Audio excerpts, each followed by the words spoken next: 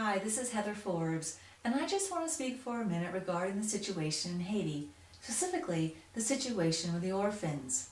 Children who were in orphanages and were in the process of being adopted out into families from the international community are now being moved very quickly through that process.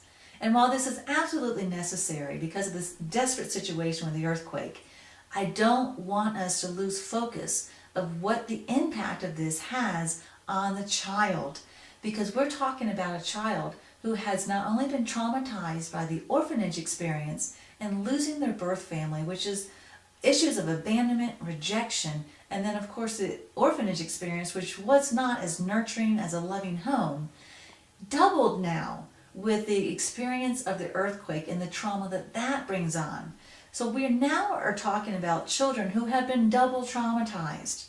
With that, knowing that information, we have to put in the parameters and the understanding for families who are making that transition with their new children. There's a very important aspect to this that we've just missed. I've been watching the news and we haven't looked at it from the child's perspective. We're talking about children who are in an absolute state of fear. They are in terror.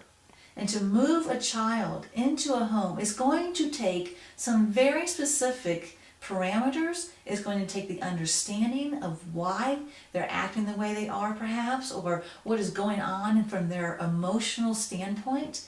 All these factors need to be given to these adoptive parents so that they then can have the most successful transition and very much ensure a success with this adoption in the long term.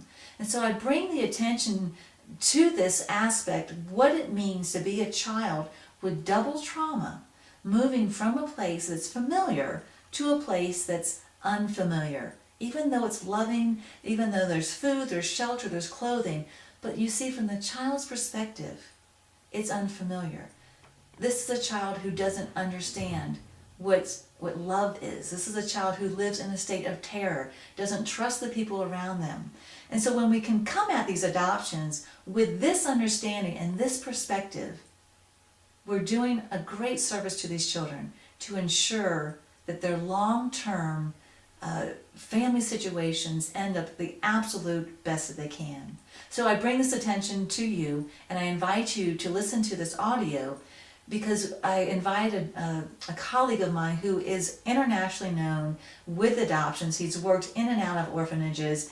And so he and I got on the line and we talked about what it means for a family to be able to move a child successfully into their new adoptive placement. And so I invite you to listen to that. Thank you.